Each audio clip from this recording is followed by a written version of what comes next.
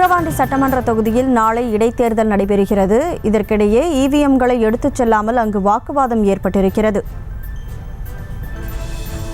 இவிஎம்களை எடுத்துச் செல்ல முடியாது என 40க்கும் மேற்பட்ட தனியார் வாகனங்கள் போர்க்கொடி தூக்கி இருக்கின்றன. கூடுதல் விவரங்களோடு செய்தியாளர் தாமோதரன் இணைப்பில் இருக்கிறார். தாமோதரன், முழு விவரம் என்ன? வணக்கம் கழுமொழி. நாளை விக்கிரவாண்டிக்கான இடைத்தேர்தல் நடைபெற உள்ளது. அதற்கான பணி தீவிரமாக நடைபெற்று வருகிறது. இந்நிலையில் இந்த வாக்குச்சாவடி மையங்களுக்கு எடுத்துச் செல்லப்படும் பொருட்களானது மின்னணு வாக்குப்பதிவு இயந்திரங்கள் உள்ளிட்ட அந்த வழியா மை உள்ளிட்ட உலோக முத்திரைகள் உள்ளிட்ட வாக்குச்சாவடி மையங்களுக்கு தேவையான பொருட்கள் எடுத்துச் செல்லும் பணியானது விக்கிரவாண்டி வட்டாட்சியர் அலுவலகத்தில் நடைபெற்று வருகிறது. இந்த 276 வாக்குச்சாவடி மையங்களுக்கு எடுத்துச் செல்லும் பொருட்களை வாகனங்கள் மூலம் ஏற்றுச் செல்லும் பணியானது தற்போது நடைபெற்று வருகிறது. 23 வேன்கள் மற்றும் 23 கார்கள் உள்ளிட்ட 46 வாகனங்களில் இந்த பொருட்கள் அனைத்தும் ஏற்றி 23 மண்டலங்களுக்கு அனுப்பி வைக்கப்பட்டு அங்கிருந்து வாக்குச்சாவடி மையங்களுக்கு இந்த பொருட்கள் எடுத்துச் செல்லும். அதற்காக வாகன ஏற்பாடுகள் செய்யப்பட்டிருந்தது.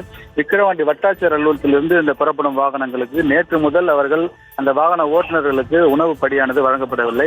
நேற்று மதியம் மட்டுமே உணவு படி வழங்கினார்கள். இது நேற்று இரவு மற்றும் இன்று காலை உணவுக்கான தொகையை வழங்கவில்லை என கூறி அந்த ஓட்டுநர்கள் திடீரென போராட்டத்தில் இருந்தனர்.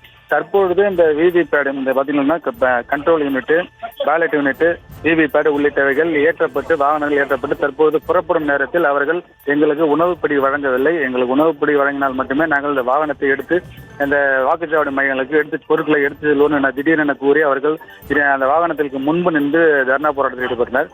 உடனடியாக அந்த தேர்தல் நடத்தும் அலுவலர் சந்திரசேகர் அவர்களை அழைத்து பேசி தற்போது அவரிடம் பேச்சுவார்த்தை நடத்தி வருகிறார். இந்த பேச்சுவார்த்தை முடிவிலேயே அதுக்கு அடுத்த கட்ட முடிவு என்ன என்பது தெரிய வரும். கனிமொழி, தகவல்களுக்கு நன்றி தாமோதரன்.